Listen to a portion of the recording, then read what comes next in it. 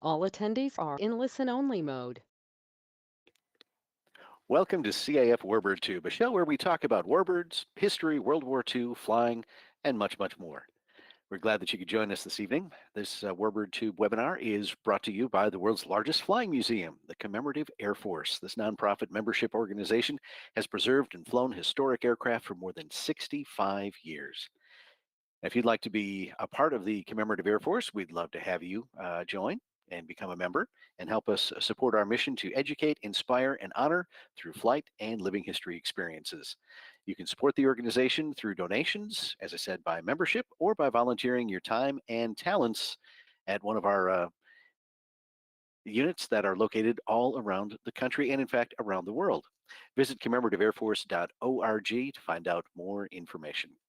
I'm your host, Steve Buss, and welcome to everyone watching on our different social media platforms, whether it's on GoToMeeting, on FaceTube, or there's a conglomeration for you, Facebook or YouTube. Get them both together. But no matter where you're watching, if you have any questions during the broadcast tonight, just type them in the chat box or in the comment section. Leah Block is monitoring all our social media channels, and she will send those questions to me, and I will relay them to our guest, who I'd like to introduce right now, William Spincola. We're just going to call him Spin, from the Pearl Harbor Aviation Museum in Hawaii. Spin, welcome to the program. Aloha, and thank you so much for having me on board your program. And to everybody out there in the blogosphere, welcome to the Pearl Harbor Aviation Museum. Aloha, everyone.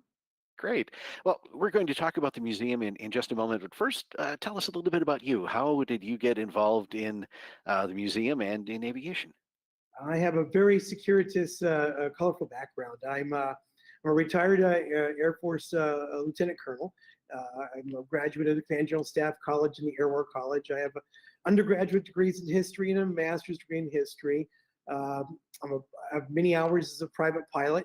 So aviation enthusiast, private pilot, military officer, historian, and I spent many years as a school teacher. And so when the Pearl Harbor Aviation Museum needed somebody with all of that to manage their education program and help out, they asked me to come aboard, and I am like very, very happy and proud to be a part of that. So that's where I come from. That sounds good. And explain your position with the museum at the moment. I'm sorry, can you say that one more time? Sure. Exactly what is the position that you're holding with the museum? I'm the education programs manager. All So right. I have a team of myself and 5 other museum educators, and we do all of the museum's education programming, and that's different to visitors' experience. We are a standalone department within the museum that's unique with the aviation museums.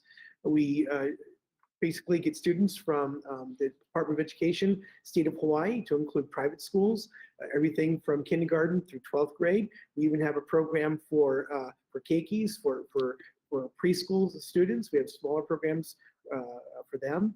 And we basically have history programs that we teach, actual lessons with curriculum.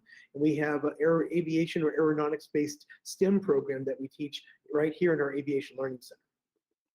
Awesome. And we're going to dive into those a little bit later in the program. But first, I want to start with the history of the museum itself. How did it come to be? And you are in a very unique location as well. Well, we are. The museum, there's some visionary people came together back at the end of the 20th century to create a permanent aviation museum in Hawaii, which did not have one. We were established on 7 December 2006 as the Pacific Aviation Museum of Pearl Harbor. Years later, after the museum operated, it was decided to change the focus or refocus what the museum's primary mission is, and that went with the name change. So we are the Pearl Harbor Aviation Museum, and we are America's only aviation battlefield. So our primary purpose is to preserve and teach the Pearl Harbor event from history, the attack itself, and then the space that we're in. So we're unique that the museum is occupying historic space that was the epicenter of the Pearl Harbor attack. So we teach that story, World War II, and the growth of American air power beyond that.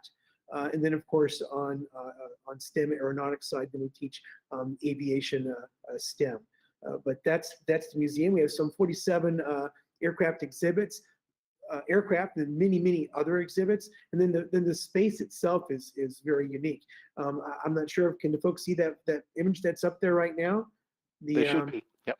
That is the operations building for Luke Field with the aeronautical tower on top of it, and then behind it, the multicolored, the white and red, is the larger control tower with the gondola on top of that. This building was present on December 7, 1941. The gondola was not completed at that time. It was completed in the summer of 42, but the tower itself certainly was there. And that was the control tower for Luke Field during the attack. It's currently our operations building. It's where our offices are located. Folks can come and take a tour of the aeronautical tower itself. We do a rooftop tour, and then very special visitors can go up the elevator, 80-year-old Otis elevator, and go up to the top of the gondola and get this incredible view of not only of Ford Island, of Pearl Harbor, and then Oahu, all around the Pearl Harbor estuary.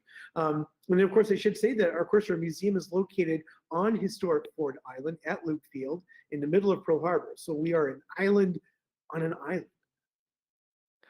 That's amazing. And well, what's it like to work in a building that has such a tie to the historic past? Well, it's really incredible. It's unreal, actually. Being an old soldier, being a career military guy, I actually grew up in the military as a young boy growing up. So I spent my whole life in the military. So being around old military installations is, kind of like par for the course. But a place like here at Ford Island and Pearl Harbor itself, you can't help but, when you look at a photograph of the attack on December 7th, you say that's where our museum is. That's it right there. It's where I'm working. So it's really unreal. And I think that I see it as like working at Shiloh or Gettysburg or Antietam. For our Civil War historians and people who understand that, it's the same vibe. It's the same feeling. But still, with that said, it's an active duty military installation. There's military all around us every day. This here is an image of our 4,000 square foot aviation learning center. This little nondescript building was present on December 7, 1941, and it was built for Link trainers, for Link aviation trainers. That's what it did in World War II.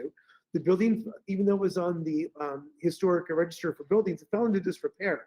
The museum was able to take it over a few years ago, and about a 22-month period of time, put almost $4 million into it and make it as beautiful as it is. And I'm inside that building right now. So we have a classroom in here.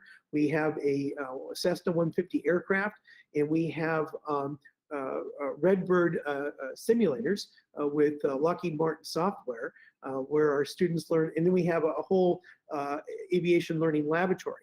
So grade school students, elementary, upper elementary, high school students, we have 3 different curriculum, come in, they learn about aeronautics, they basic pilot ground school, they go into the hangar portion, which is the end of the building that you see prominently in this photograph, and we have a Cessna 150 aircraft where they do a walk around, a pre-flight check. We teach them pilotage. They dispatch their aircraft, they fly the flight plan, then go into the Redbird simulators with their Lockheed Martin software and fly a mission. They fly from HNL to Barbers Point and back.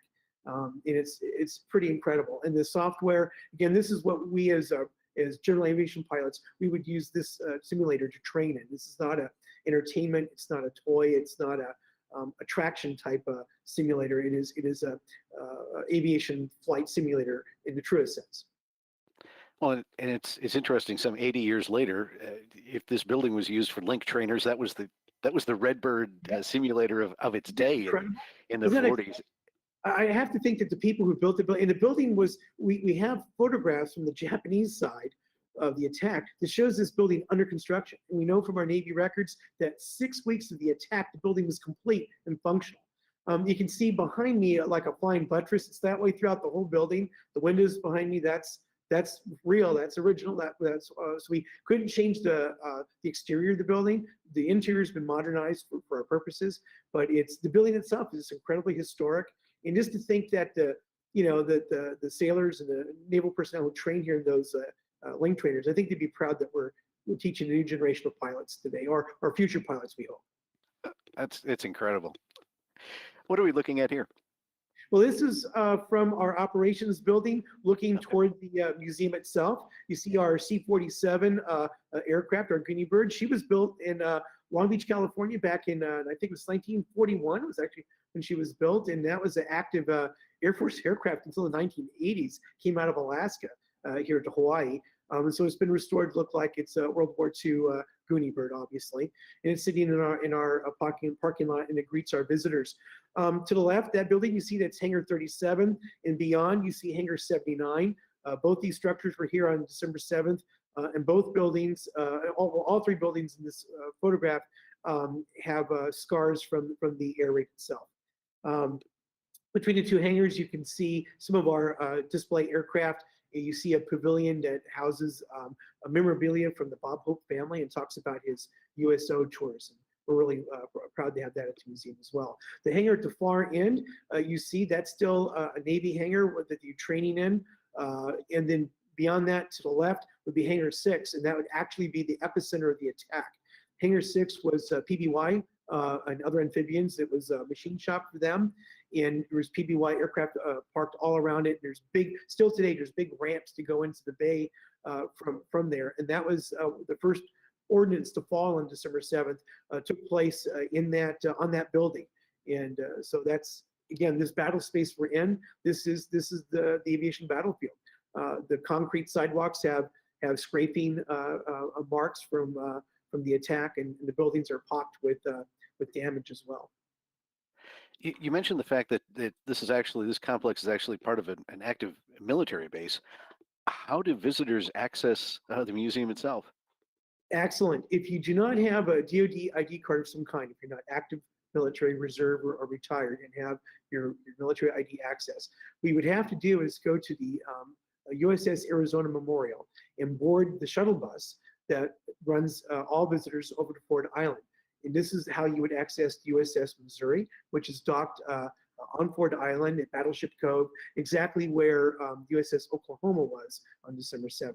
And so the bus will drop you off either at the Missouri and then come down to the south end of Ford Island where we are at the museum and drop you off there. And it's about every 20 minutes it makes a circuit and comes around and picks folks up. So you just simply come to the visitor center and board the bus and come on over. I would recommend before you do that to get on our website to look at all of the kinds of exhibits and different visitors' experiences that are available to you, and sign up and purchase everything up front. So all you do is come right in to our main entrance. You see there, Hangar 37. Come under that awning, and then you check in and have a great time. So what you're seeing here, you see the tail end of our C-47. You see our 1949 fire truck, which is really cool. It's so cool because Honolulu Fire Department firefighters, after like special training events, they'll come out with all their turnouts and all their equipment on and go stand on that truck and get their photographs taken. So that's pretty cool. So I know it's a cool fire truck because the firefighters are interested in it. And that's Hangar 37 right there. Again, that building was present on December 7th. We have our exhibits there that deal with the Pearl Harbor attack itself. You look over to the left, you see active Navy facilities, that's active buildings. All these buildings in this whole block were all here on December 7th. There's a dispensary building, it's still there, it's right behind our hangar, you can't see it. And a bomb dropped on it, same type of bomb that hit the Arizona, 1,700 pound armor-piercing ordnance built out of a 18-inch battleship projectile. It went into that dispensary and blew up in the courtyard, essentially, of that building. Caused damage. No one injured because it went 20 feet into the ground before it exploded. But the dispensary had Battleship California survivors in it at the time. So again, this is the space that we're talking about. Every building has a December 7th history to it. And many of the buildings go back to the 19-teens when Luke Field was first built. So there's lots of history here. There's military families that still live on Ford Island. Here you see that's Hangar 79. That is the doors to Hangar 79. And when we took them, we figured, oh, they'll just be able to enlarge that picture. But there are 20 millimeter projectile holes all over those windows. Yeah, there you go. You can see them there. And that's from December 7th. That's the kind of battle scars that are here on Ford Island and at Pearl Harbor itself, at the Navy base, and at Hickam. So there's damage like that throughout all the facilities. So it's a badge of honor, and they've never been repaired. Well, let's talk a little bit about some of the aircraft that people will see when they visit the museum. This one, of course, very civilian oriented, but it takes us back to the very beginning. It's the only orange airplane in the museum, and it's a civilian airplane. It's this little Aranca. What is it doing there? Everybody notices it's a wooden propeller, and I tell them, well, I fly an airplane called a Citabria and a Decathlon, and then they're descendant from this airplane, and how awesome this little airplane is, and how new it was back in 1941. Well, it might surprise folks to know that there were 6 private pilots in the air that morning on December 7th. 3 of them were flight instructors with students, and the rest were just private pilots out for pleasure. This was one of them. This aircraft was flown by Roy Vysotsky, I'm going to pronounce his name incorrectly, and his son Martin.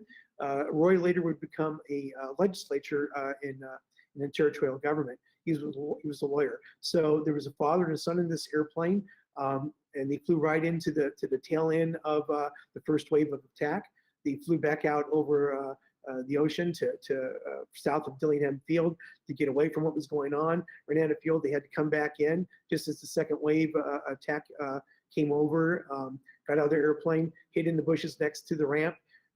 After the attack, they went and inspected their airplane, and there was battle damage to it. Took a hit, either on the ground or in the air. They don't know which. After the attack, Governor Poindexter declared martial law and turned civil governance over to the Army. The Army said no civil aviation. So the owners of this airplane dismantled it and sent it to California, where it continued on as a flight trainer. And in the 1950s, sometime, the same owners, dismantled this airplane and brought it back to Hawaii, and where it continued its life as a flight trainer that a pilot could learn to fly, and it served that way until the 1980s. Same owner, same fixed base operation at Dillingham Airport. It now is the Daniel J. Inouye International Airport. You see another picture of it. It's a beautiful little airplane. Right below where it says flight service is where the patch is. You can visibly see the patch to the aircraft where it was damaged. Well, growing up on the mainland, we get the history lessons of Pearl Harbor, and mostly centers on the losses and damages dealing with the military, with the Navy, with aircraft that were lost and things like that. But there was also significant impact on the civilians who were in Pearl Harbor at the time. Absolutely. You have civilian shipyard workers. You have, just like today, you have civilian personnel working on a military installation. It was the same way on 1941 in the military. Of course, there was damage to the periphery of Honolulu and some of the communities that touch on the Pearl Harbor estuary. And that damage came from unexploded ordnance or anti-aircraft ordnance that flew up, whatever reason, didn't detonate in the air and came back down and detonated when it hit the ground. So that was a fratricide, friendly fire situation where ordnance would come down. But the Japanese Zeros did have a mission of suppressing, that was their mission, to suppress air defense. So the Zeros were all coming in above all airfields, low altitude, and scraping everything. That was their job. And some of that damage goes off into the civilian world as well. Hawaiian Airlines will proudly tell you that 2 of their brand new DC-3s took hits. One of them so bad that Douglas had to come over to Hawaii to be able to repair for them. And one of them, I understand, proudly had its battle scars patched up with aluminum until the airplane was retired in 1966. That's incredible. So here we're looking at a few of the more military aircraft that are featured in the museum. Restored Avenger. So we have the TBM Avenger that's been fully restored. It's very beautiful, and it's a big, impressive airplane to see. We have other aircraft that are from the Pearl Harbor attack itself that we have. We have a Zero. Well, here we could talk about this airplane. Stearman. How many museums in the mainland have a Stearman? Like everybody. How many general aviation airports have a Stearman that you can go and and flying, does everything at 80 knots, takes off at 80 knots, flies at 80 knots, eats oil, right? All that beautiful stuff. And so we have this beautiful steering that we were able to acquire for our museum. And until we didn't know this until we got the aircraft, looking at its flight logs, that Naval Air Cadet George H. Bush actually flew that airplane in Pensacola, Florida. Isn't that amazing? So we have that. I mean, now we didn't even plan for that. That's like a cool thing we have.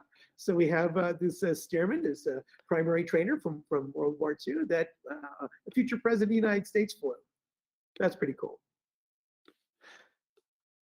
Yes, it is. Let's see if we can get this. There we go. We have our P-40. This is a beautiful aircraft. It's maintained in flying condition. This airplane can fly. And we do things periodically with it to maintain its airworthiness. Matter of fact, last month, our mechanics, our restoration crew, jacked it up, and we pulled up its landing carriage. So we retracted its landing carriage and brought that back down and put that on the YouTubes, and people thought that, ooh, that's really cool. It is pretty cool to see that happen because they retract in an odd way. Unless you know your P-40, it's a surprise to see them go backwards and up in how they pull in. This aircraft is not owned by the museum. I can share this with you, secret knowledge. It's owned by the good people at FedEx. Now, old folks like me will remember there was an airline called Flying Tigers back in the day, air cargo. And you also remember back in the day when mighty Flying Tigers merged with an upstart package company called Federal Express, right? And so they merged. So FedEx then really cares about the Flying Tiger image, so they own this airplane, and then periodically their mechanics come out and actually turn wrench on it and so on. So it's beautiful, beautiful P-40. Obviously, she's painted to look like one of the Flying Tigers, and that's what this exhibit talks about. Is the American volunteer group that went to China in 41 and early 42. Do you do flying demonstrations on a regular basis from the museum, or is it just sort of special occasions? Unfortunately, the Luke Field runway itself, although on all the aeronautical section charts it shows it's an active runway, but in actuality it's fouled.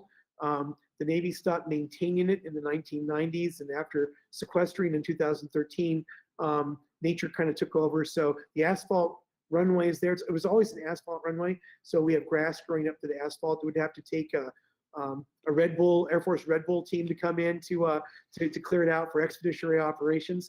But no, we can't fly off it. It's interesting that all the apron around Luke Field is all concrete, but the runway itself was asphalt, which is real interesting.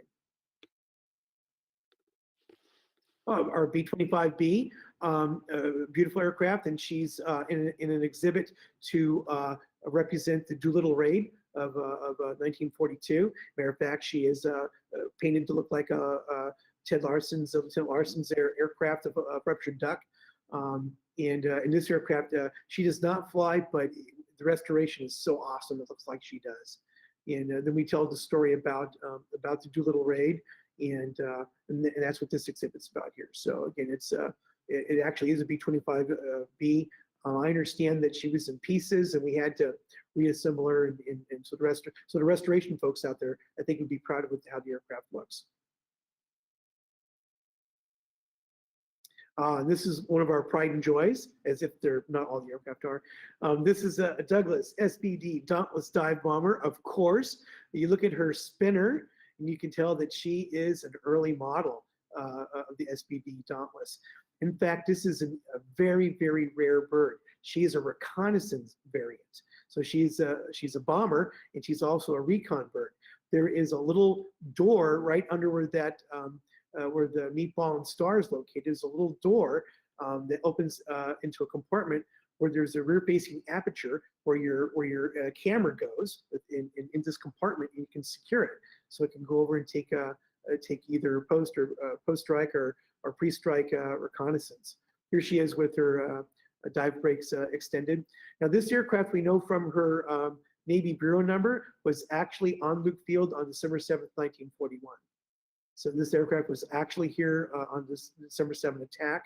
And we also know from her records that sometime before the Battle of Midway, we don't know when, but it was before June, she went aboard the Enterprise's air group. So we know that. Then I'd have to go with the archivist and do the history, what happened to the aircraft in World War II. But when we were looking for an SBD years ago, the Navy said, well, hey, here's a bureau number that you might be interested in. And we said, well, yeah. The museum raised a large sum of money and sent this airplane to Kalamazoo, Michigan to be fully restored. So she's been completely restored. I mean, it looks like it came right off the Douglas El Segundo assembly line. I mean, it's an incredible restoration. And so you come and see her. It's a beautiful airplane. Now, this is also a beautiful airplane. All right, this is the Nakajima King, codename Kate. This aircraft was the most present on December 7th. The Japanese torpedo bomber and high altitude bomber. Right, it was this type of aircraft that dropped the heavy ordnance that destroyed the Arizona, for instance. It was this aircraft. Now, this Kate is one of two in the world that are in museum condition, and ours is the most intact. I'm told by our archivist that there's another aircraft, another Kate in England that's not as intact as ours.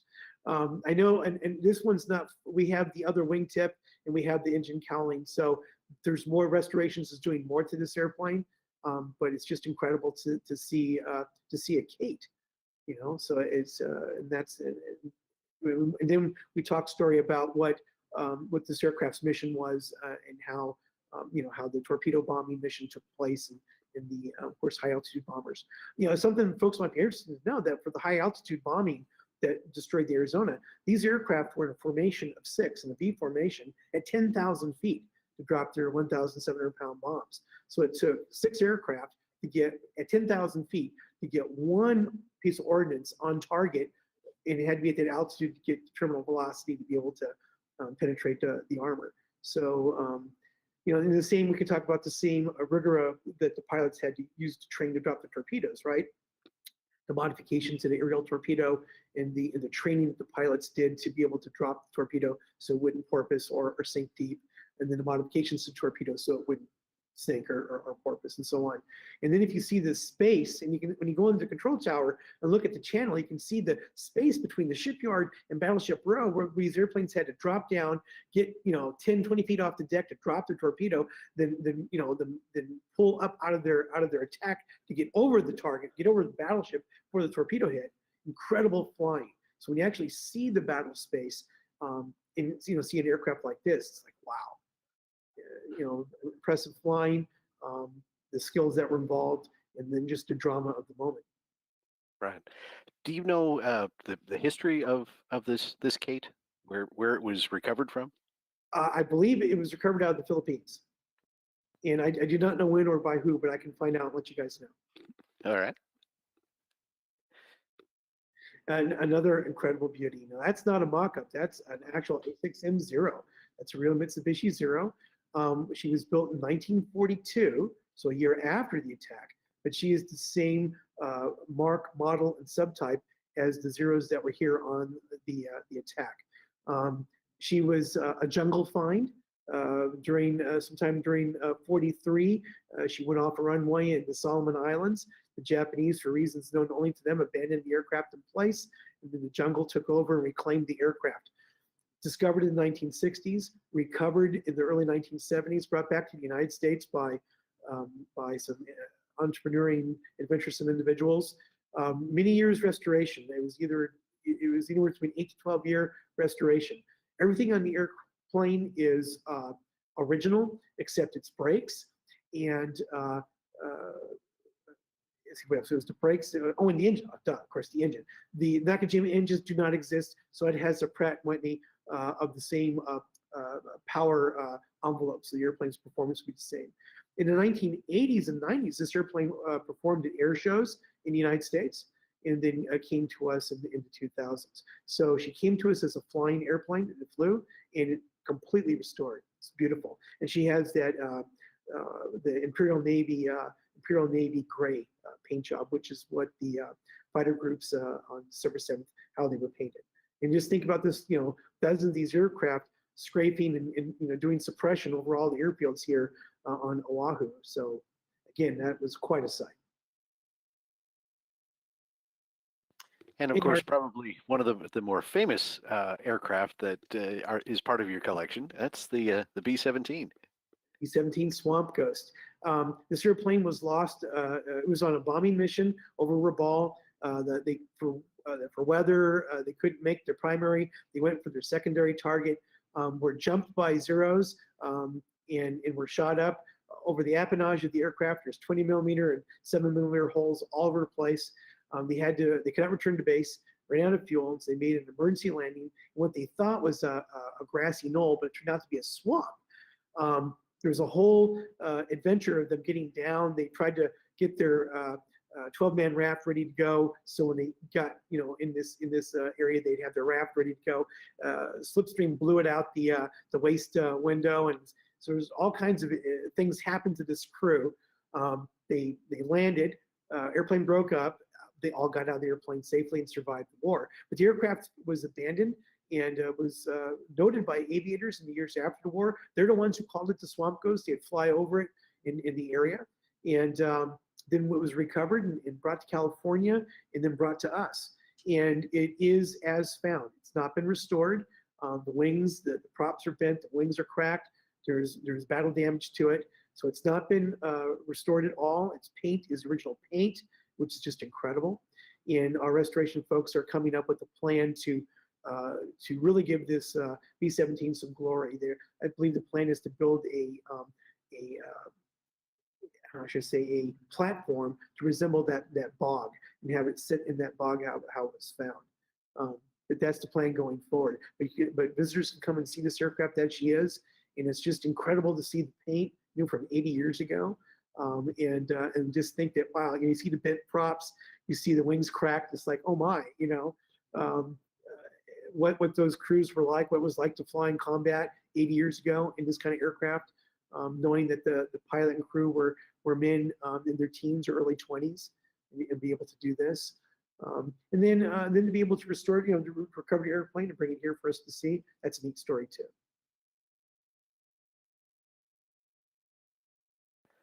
Another view of it. Yeah, whatever's missing was missing from the find of the aircraft.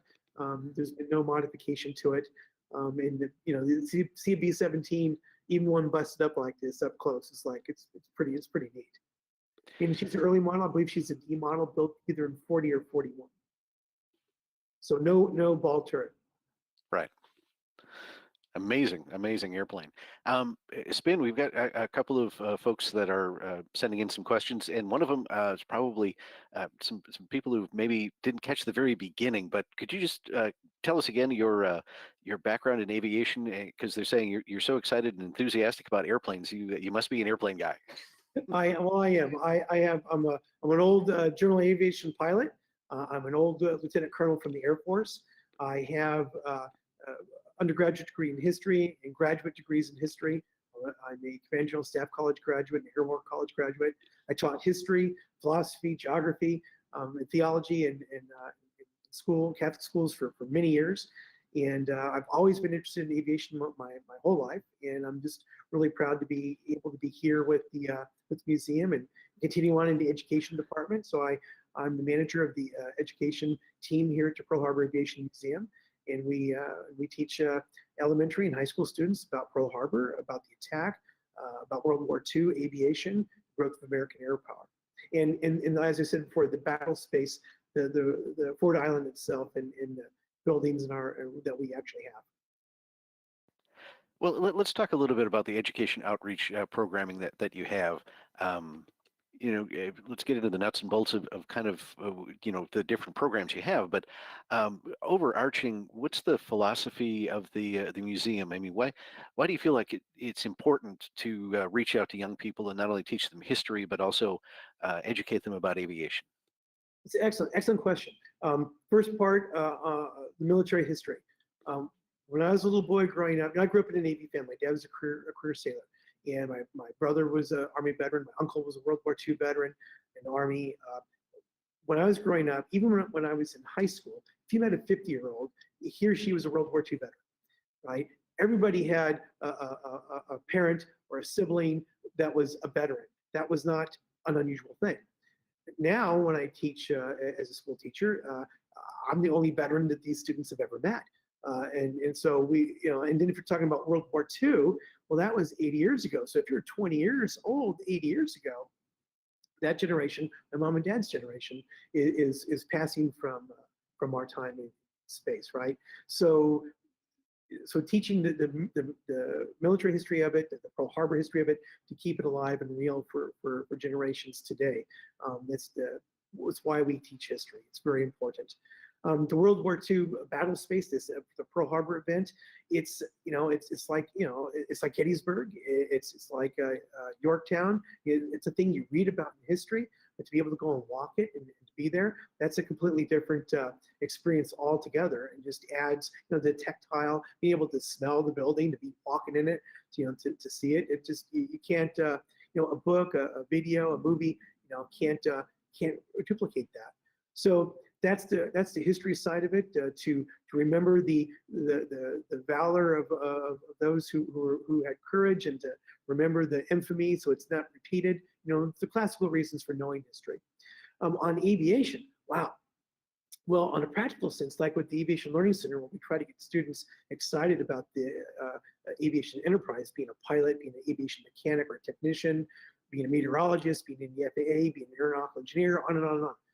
Because, and any current airline pilot will tell you, is that we have mass retirement of ATP pilots, of airline pilots, starting like now. In the military, on the military side, when I was a cadet, to get to be a rated Air Force pilot, they put a bath lift in the room, lock the door, and have a Klingon knife fight, and the guy that comes out gets to be the pilot, right? It was that hard.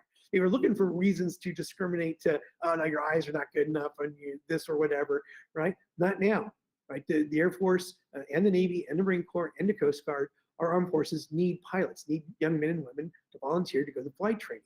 I'm just flabbergasted that that's the problem, but there is.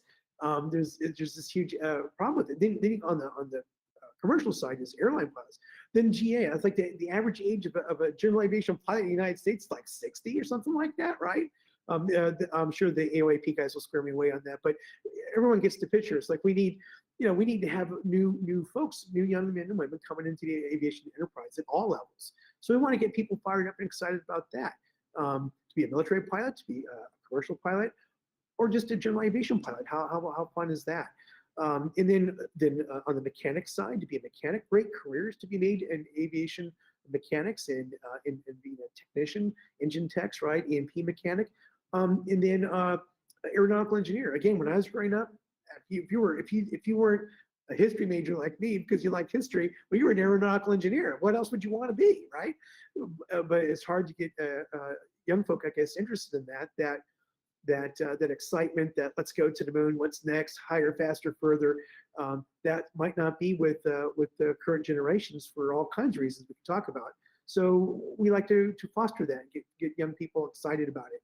And why learn the math? What's the purpose of this math? Well, so you can do the wing coefficient. That's why. And that's, if you're going to engineer an airplane, you need to know that kind of a thing. Or basic math to do pilotage and basic navigation, that kind of a thing.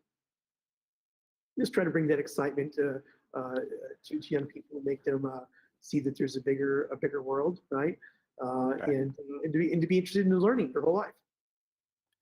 And young people today don't have the same access to aviation as we did years ago. You can't just roll up to an airport on your bike and kind of poke around and look inside the hangars. There's big fences around.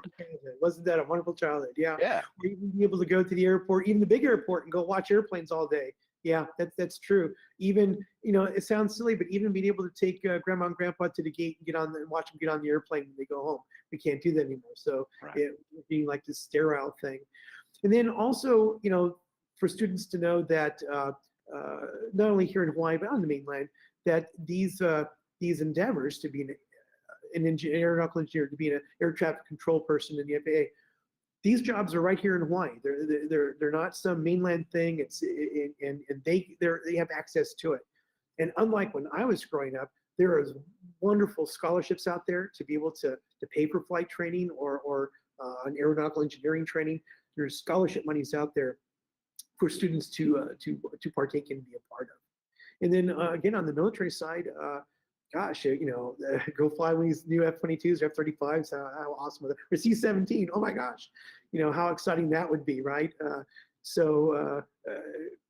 Recruitment starts, on any career, be it a medical doctor or a lawyer. There's got to be some hook, something that has a young person interested in those jobs. If there's nobody in their family to model that, then maybe our museum can be a part of that to introduce a young person to a bigger and greater world. That's amazing. And folks, if you have any questions for Spin about the museum, about their outreach programs, go ahead and type those in, and Leah will send them up to us. We certainly have changed as a society in the years, but how has the learning, the approach to learning, changed for the way you present history and the STEM programs to young people today versus even 10 years ago? When I started teaching, yeah, I would think right now the more hands-on and tactile we can make it is good. You're never going to be able to get away from direct instruction. Okay, you got to take some notes. I've got to give you this lecture. I know the story. Here's the plot. Here we go. You're never going to get away from that. But in addition to that, we need students. I think current students are very tactile, hands-on. Something you can hand them an artifact they can touch, see, manipulate. Being in Hangar 37, being in the hangar and smelling it. This is the place, right? This is what happened. Walk the site. So you can talk all day and read it in a book, but then be able to see it. Seeing is believing. So I think that's a big change is the hands-on. So if you're doing a STEM learning center, an aeronautical learning center, everything is going to be tablet based. It's not going to be a textbook or paper. It's going to be a tablet. They're going to be able to go through the curriculum at their own speed in a semi-self-guided kind of manner. Students are very familiar with that kind of format, with the social media and video games, and it's almost like a cliche, but current generation of students are very comfortable with that kind of format. So you present the material in that way, and they know how to manipulate the media platform to understand the information. And if it's challenging them and they have to do something here with their hands to accomplish whatever the task is, so much the better. And then be able to have the students then turn around after having learned a lesson about how a flight system operates, how an altimeter works, for instance. That was the science lesson. And have them turn around and be able to teach that to the rest of the class. What did you learn? Well, we learned this, high pressure goes to low pressure. We learned, that kind of a thing, right? So it coming from peer to peer, that's much stronger than me up there, teaching the lesson. That's much stronger from peer to peer. And we're all doing this discovery thing, and they're all excited about sharing something they discovered. So I think that's I guess in the world of teaching, that's not new, but to really incorporate that and make that a foundation of how you teach and how you present a STEM program or even a history program, I think that's new.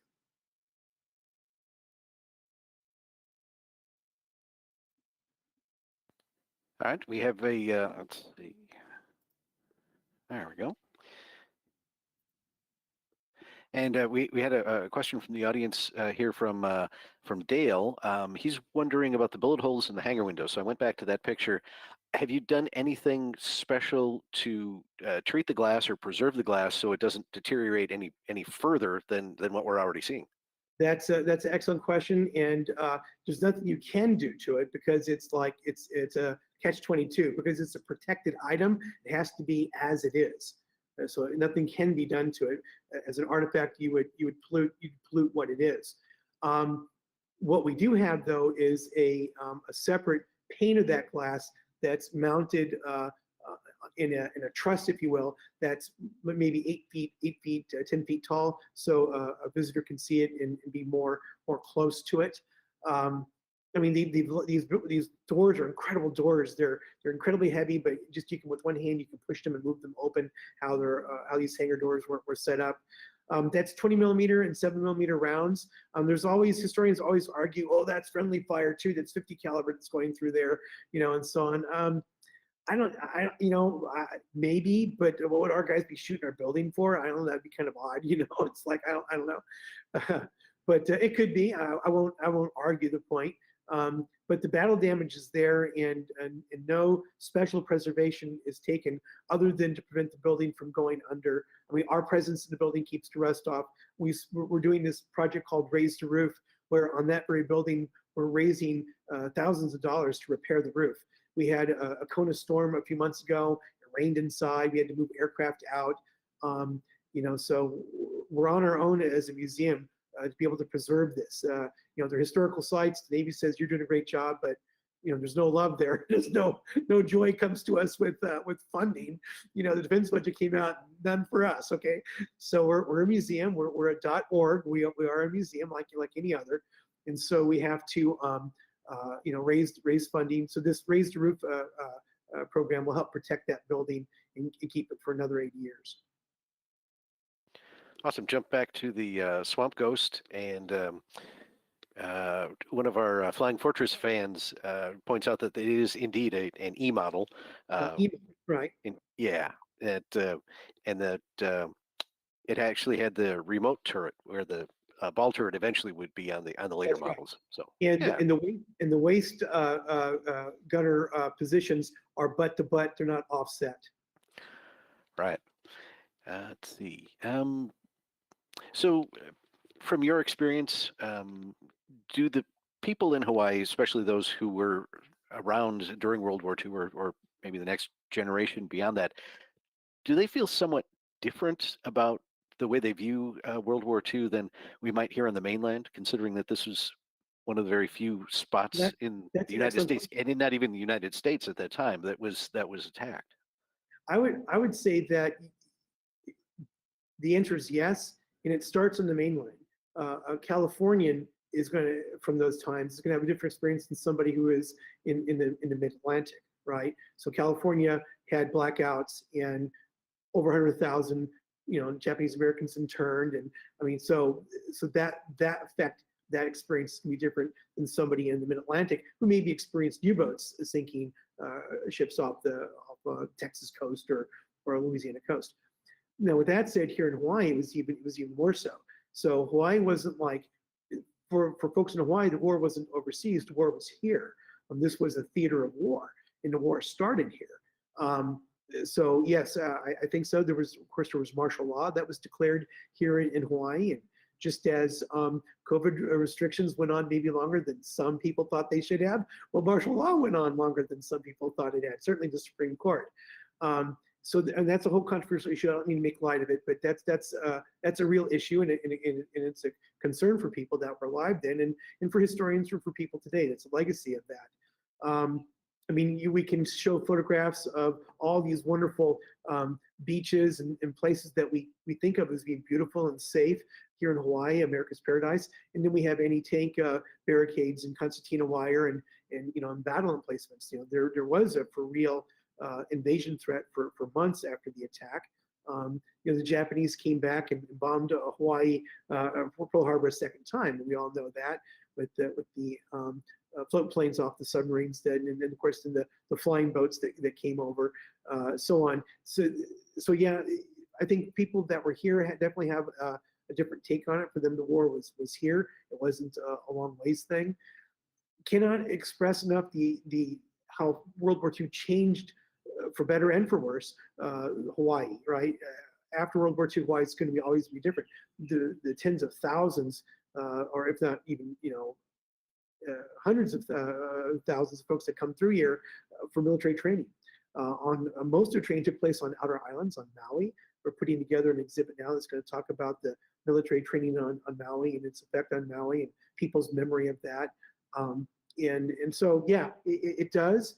I'm just trying to find the right words to kind of express it. It's a different vibe than what you're going to get from folks who were on the mainland United States, because the war was here.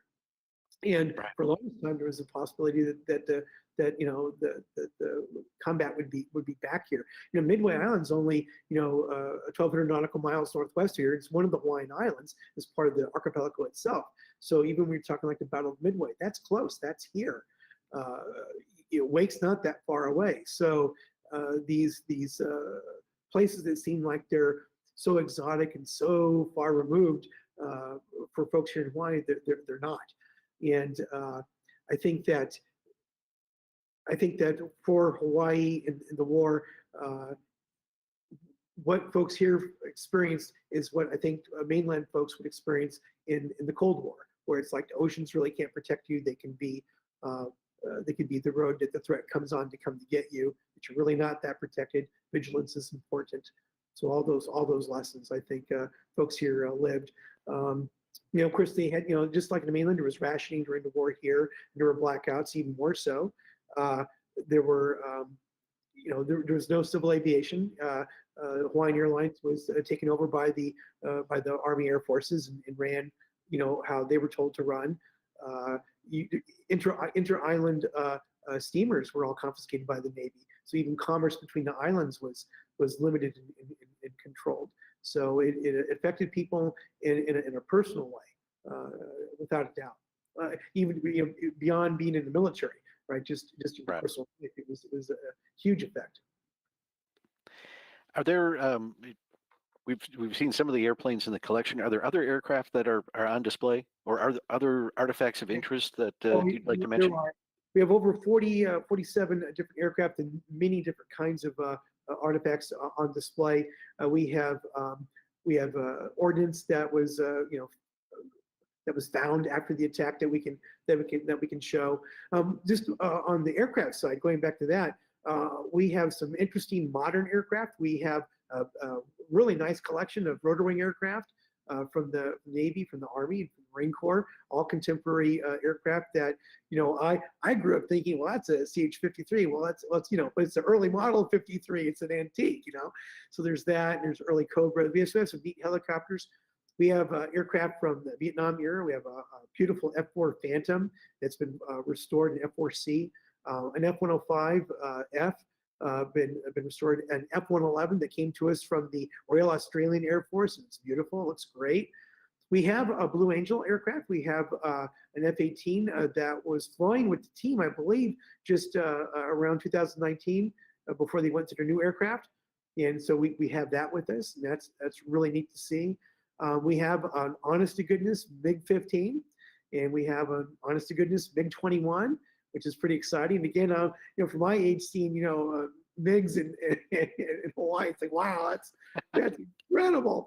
But there they are, and they're part of a juxtapose like the Korean War era jets, the first generation jets, F-86, F-80s, to juxtapose that with the MiG-15, for instance. We have several aircraft that were flown by the Hawaii Air National Guard.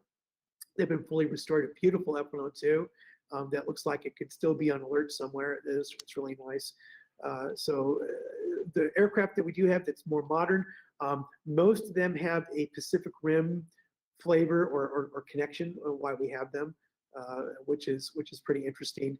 And then all the rotor wing aircraft were served at a unit here on Oahu from the Navy or the Marine Corps or the Army, and they just donated it. They're now obsolete and turned the keys over to us, kind of a thing, which is a really nice. It's nice. It's a good thing, right?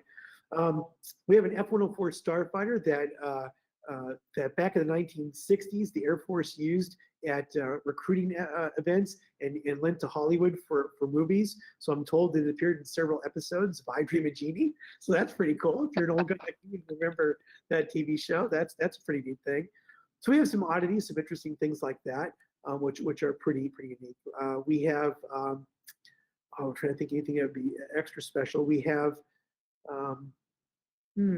we have that Dauntless. So I can tell you things we're trying to get. Maybe I shouldn't say, but I know that the museum is very interested in acquiring TBY Catalinas because this is where they lived, and we're trying hard to get a P-38 Lightning. I know that.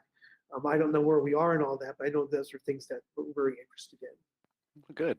Well, that was going to be the next question. It's like, what's on your wish list? And both of those would be excellent additions. The plans to have we would like to have the Catalinas parked out in front, like they would be on a ramp, and to have that experience. What we're trying to do with the museum, again, as being the World War II aviation battlefield, for the visitor to come to create an experience of what this was like on December 7th, and what purpose did it serve, what why were the airplanes here, and to really enhance that experience. So I know that I know the PBYs are, and they want more than one. So I know that's big on the list. The P-38, believe it or not, a Beech Twin, I guess Beech 19 is on the list. An interesting aside, talking about twin engine light aircraft. Amelia Earhart ground looped here on her first attempt for a round the world mission, right? So we have an Amelia Earhart connection here to Luke Field. She did her solo transpac flight originated here and terminated, of course, in Long Beach, California. So we have that connection. So I think there's some interest in having some type of aircraft. If of course, everybody would like a Lockheed Electra, but some type of aircraft from that era to represent that element of our history here. I know that they're looking for. Well, we have I didn't. It's not one of the pictures, but we have a Wildcat, which is beautifully restored in its earlier model. Wildcats looks really neat. So we have that. And I'm not sure what else I'm allowed to say about what we're trying to get, but there's some interesting things. I can tell our visitors, if you come to see us this summer, especially, you'll be able to go up into the tall tower all the way to the top. That'll be an experience they'll be available to visitors. And then also, yeah, right there, all the way to the top. It's an 80-year-old Otis elevator from 1941. It's incredible. So that's, if you're an elevator person, that's kind of cool in itself. And from that vantage point, of course, you can see the whole battle space in the active harbor itself, and all the parts of Oahu that touch the estuary, which is really neat. And so we have tours from our visitor experience side. And on the education department, we have education tours that involve the rooftop of the buildings and being able to point out the historical things that took place on December 7th, and just get an eye, bird's eye view, literally of the area. So that's a cool experience that's going to come up there, everyone. I can share with you on December 7th, that tower was present. It's actually a water tower is what it is. It provided all the water for Fort Island. And then the gondola was not yet complete. And the gondola on top was not complete until the summer of '42. So for the attack itself, the aeronautical tower is the smaller one on top of the operations building. And it's a 2-story structure. And we have tours to take you there as well. Do you have firefighters? If I can say about looking at the building, there's a fire station in that building, and so we're building a firefighter exhibit, aviation firefighter with vintage equipment to explain what that was all about as well. Good.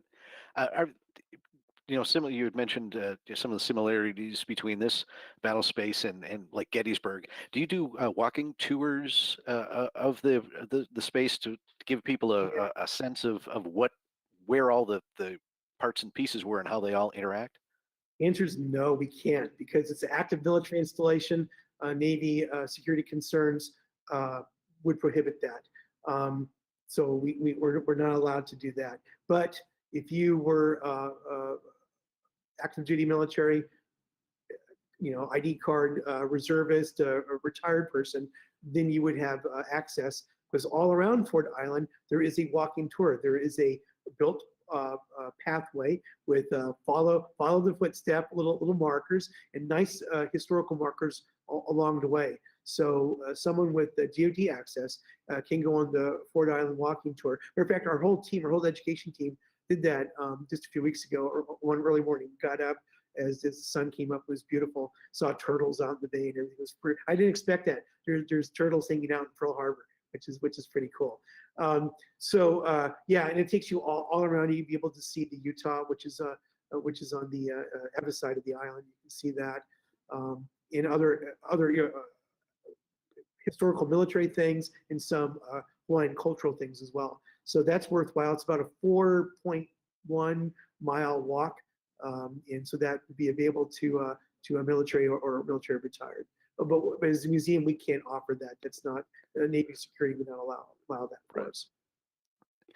Well, you mentioned that you have a Blue Angels F-18 in your collection, but the Blue Angels are coming back to your neighborhood later on this year as well. The first air show in Hawaii in a number of years, correct? That's correct. Absolutely correct. I believe the last air show was in 2016 for anyone. Back in the day, it would be, we would get the Blue Angels and the Thunderbirds back to, year to year, back and forth. Then there's a huge hiatus. So we're super excited that the Blue Angels are coming back this summer. I believe around the 12th, 13th, 14th of August, that time frame, that weekend. And they're going to be at Kananoe Marine Corps Air Station, or Marine Corps Base Hawaii, which is in Kananoe on the leeward side. They promised that they're going to try to do a flyby of our tower, so we're looking forward to that. And they're planning to have some events, meeting school children and so on here at the museum. And so it'll be a tour de force for that weekend. The museum is going to forward deploy to Marine Air Station K Bay, and we'll have some things set up. We're planning on trying to bring some of our aircraft that are on exhibit, bring them up there to the Marine base for folks to see as well. So very excited. Now I know that aerobatic aircraft and other historic aircraft are coming from the mainland. I just at this point don't know who those folks are or what airplanes they are. I know that they're actively planning that. There's going to be a C-5 flight for some of the smaller aircraft, and but beyond that, I can't. I know it's going to be here from Oahu. I can talk about that.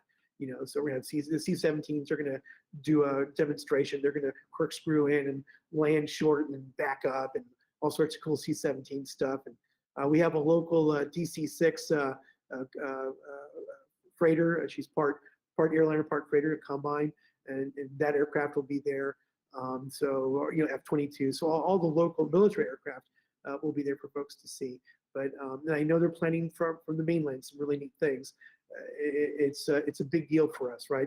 Coming out of COVID, and folks are really excited about getting outdoors. And what a better way to celebrate and have a great summer, and especially here in Hawaii, in beautiful Kananoe Bay, see Blue Angels. How exciting that is!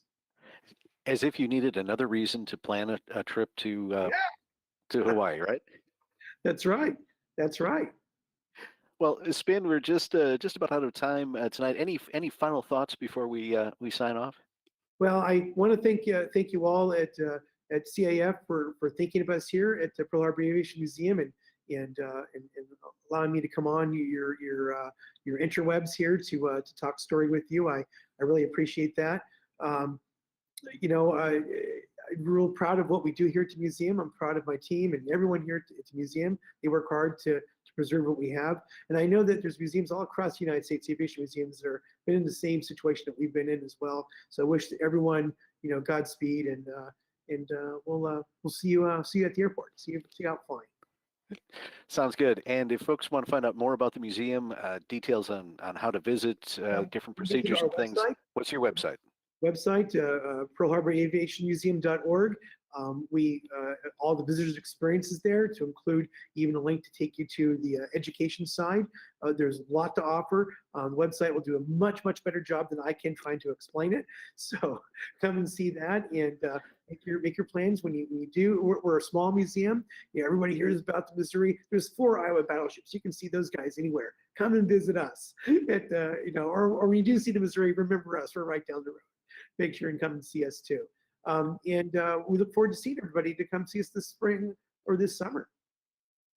Excellent. Well, Spin, thank you for spending some time with us tonight. And I know the audience enjoyed your enthusiasm and kind of a brief tour of the facility. And of course, I want to congratulate you on getting that summer STEM program up and running. That's just one more way that we can help support the future of aviation and the future of our young people. So again, congratulations.